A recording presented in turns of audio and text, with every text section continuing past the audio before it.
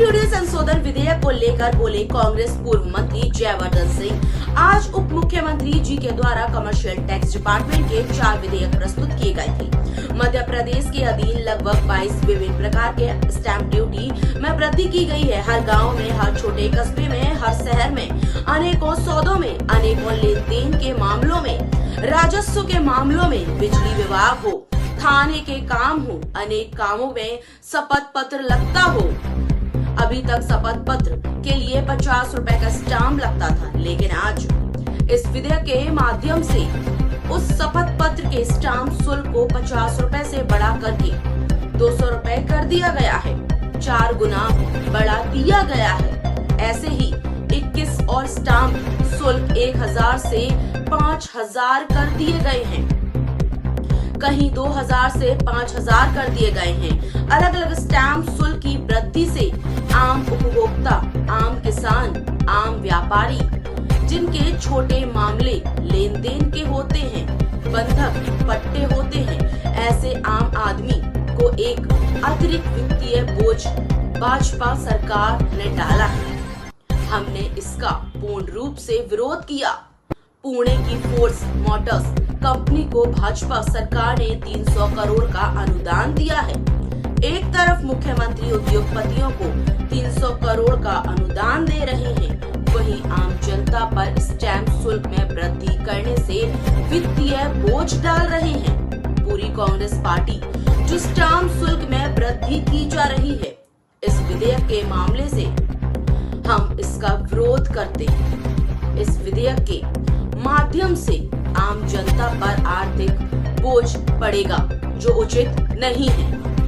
White Congress पूर्व मंत्री जयवर्धन सिंह। चालू करें। नमस्कार साथियों, आज मेरा विधानसभा में प्रथम नंबर पर चिकित्सा स्वास्थ्य मंत्रालय को लेकर एक बहुत ही गंभीर प्रश्न लगा हुआ था। जैसा कि आप सब जानते हैं कि सीएम रिलीफ फंड के द्वारा अनेकों गरीब निर्धन परिवार,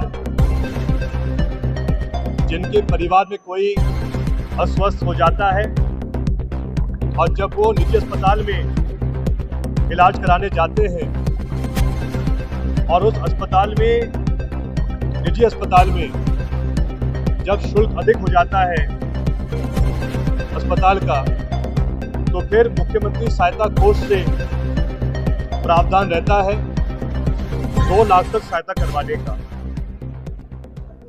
मैंने भी विधायक के रूप में अनेकों बार माननीय मुख्यमंत्री जी को सीएम रिलीफ फंड के द्वारा आवेदन दिया है। अनेकों बार राशि स्वीकृत भी हुई है, लेकिन इसी मामले को लेकर कुछ महीने पहले एक बहुत ही गंभीर आरोप लगाया गया था। एक राजेश शर्मा है, जिन्होंने सीएम हेल्पलाइन में 14 फरवरी 2025 को ये आरोप लगाया था कि मकसूदनगढ़ जिला गुना में भोपाल सिटी हॉस्पिटल के नाम से एक फर्जी अस्पताल चल रहा है और इस अस्पताल के द्वारा राजेश शर्मा जी ने आरोप लगाया कि एक साल में 50 लाख से अधिक का भुगतान सीएम रिलीफ फंड के द्वारा किया गया है इस अस्पताल को और सब मरीज फर्जी है। लेकिन सीएम हेल्पलाइन में इस आवेदन के बावजूद कोई कार्रवाई नहीं हुई। फिर जब प्रश्न काल के लिए हमें तारीखें दी गई, तो मैंने ये प्रश्न लगाया जो आज चर्चा में आया था पहले नंबर पर। और इसमें आश्चर्य की बात तो ये है, जिस दिन मेरा प्रश्न लगा था, मैंने सबमिट किया था सचिवालय में, उसके एक दिन बाद गुना मुख्य चिकित्सा अधिकारी इस मामले की जांच का आदेश करते हैं। और मेरे प्रश्न में मैंने ये मांग करी थी कि भाई क्या इस अस्पताल की जांच हुई, तो मुझे उत्तर में दिया गया है कि ये अस्पताल मौके पे नहीं मिला, अस्पताल था ही नहीं मौके पर। फिर मैंने प्रश्न में पूछा कि हमें ये बताइए कि पिछले 1 साल में मुख्यमंत्री सहायता कोष से गुना जिले में और इस भोपाल लिंक अस्पताल को कितनी राशि दी गई है। उत्तर में कहा जाता है कि हम इसकी जानकारी आपको नहीं दे पा रहे हैं। लेकिन मैं ये बात कहना चाहूंगा, mp.treasury.gov.in एक वेबसाइट है डायरेक्टरेट ऑफ ट्रेजरीज में, जिसमें हर सरकारी भुगतान जो होता है सीएम रिलीफ फंड के द्वारा, उसकी जानकारी हमको प्राप्त हो जाती है।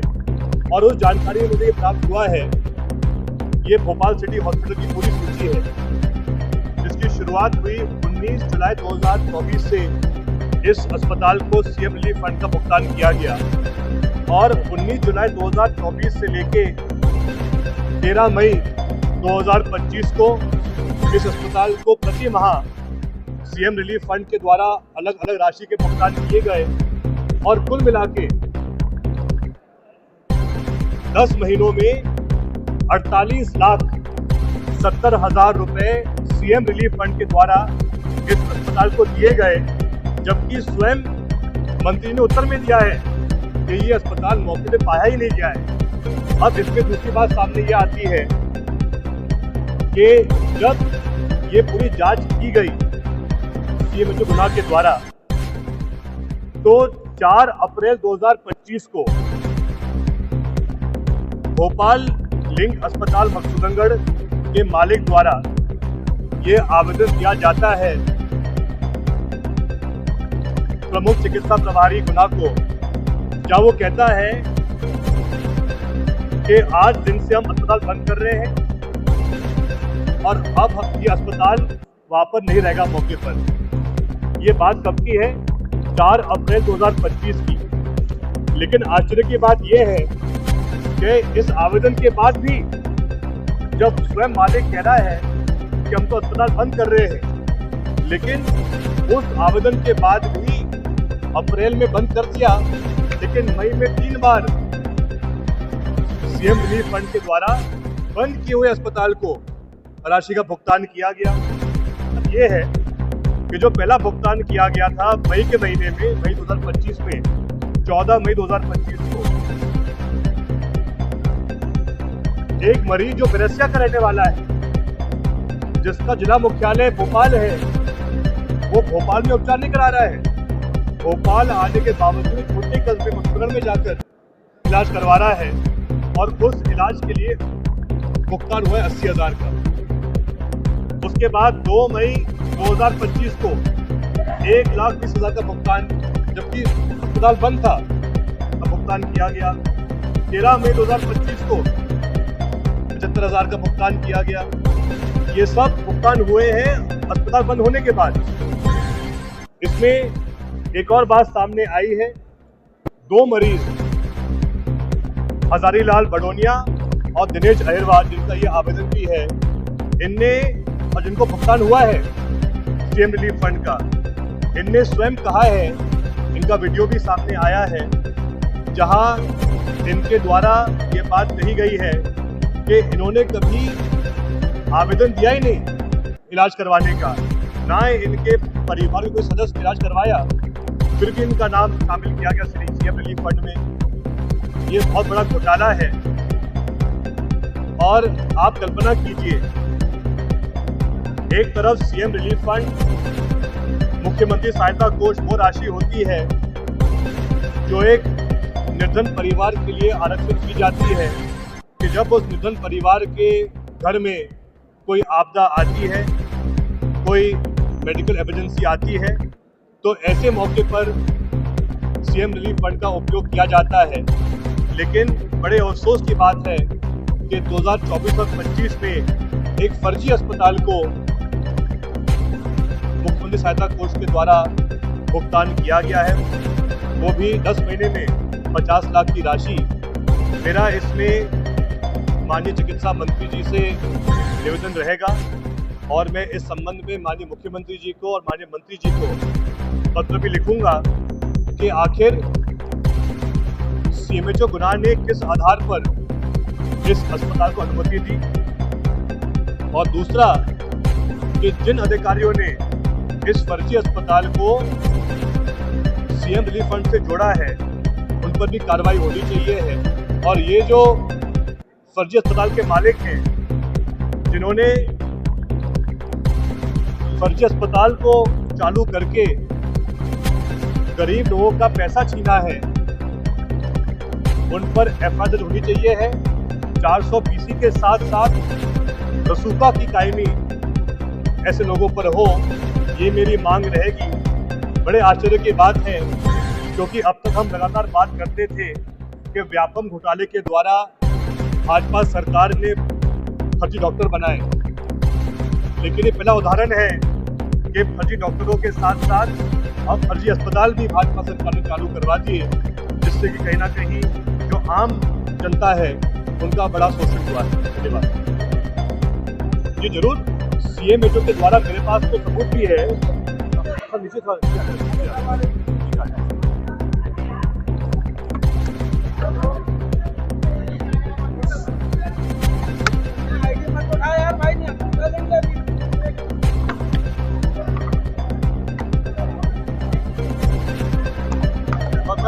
आ जाए भैया, आवाज आएगी।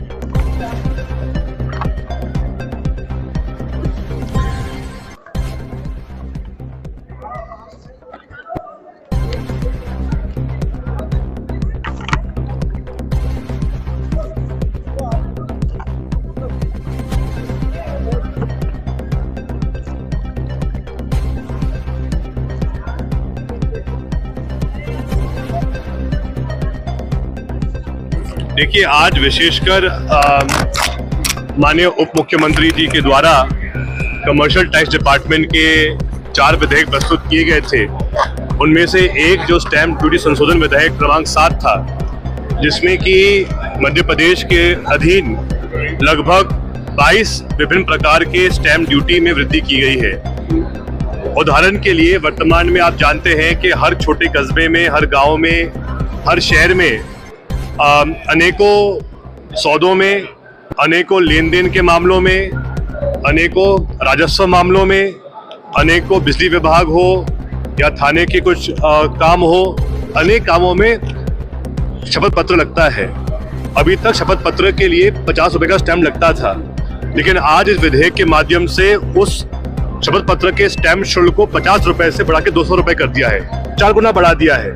ऐसे ही 21 और स्टैम्प शुल्क कहीं 1000 से 5000 रुपए कर दिए हैं, कहीं 2000 से 5000 रुपए कर दिए हैं। इन अलग अलग स्टैम्प शुल्क की वृद्धि से सीधा जो आम उपभोक्ता है, जो आम किसान है, आम व्यापारी है, जिसके छोटे मामले लेन देन के होते हैं, बंधक के होते हैं, पट्टे के होते हैं, ट्रस्ट के होते हैं, ऐसे आम आदमियों पर एक अतिरिक्त वित्तीय बोझ भाजपा सरकार ने डाला है। हमने इसका पूर्ण रूप से विरोध किया है। एक तरफ कल ही माननीय मुख्यमंत्री जी बात कर रहे थे और उन्होंने सदन में ये बात कही भी थी कि अभी वो पुणे गए थे कुछ समय पहले, तो एक कंपनी है फॉर्स मोटर्स, जिसको भाजपा सरकार ने 300 करोड़ का अनुदान दिया है, उसी बाकी तारीफ सीएम साहब कर रहे थे। तो एक तरफ सीएम साहब उद्योगपति को तो अनुदान दे रहे हैं 300 करोड़ का, और यही जो आम जनता है, उस आम जनता पर स्टैम्प शुल्क की वृद्धि करने से वित्तीय बोझ डाल रहे हैं। तो इससे स्पष्ट दिखता है कि वर्तमान सरकार की क्या क्या प्राथमिकताएं हैं। हमने स्पष्ट कहा है कि पूरी कांग्रेस पार्टी स्टैम्प शुल्क की जो वृद्धि जो की जा रही है इस विधेयक के माध्यम से, हम इसका विरोध करते हैं, क्योंकि इस विधेयक के माध्यम से आम जनता पर आर्थिक बोझ पड़ेगा जो उचित नहीं है।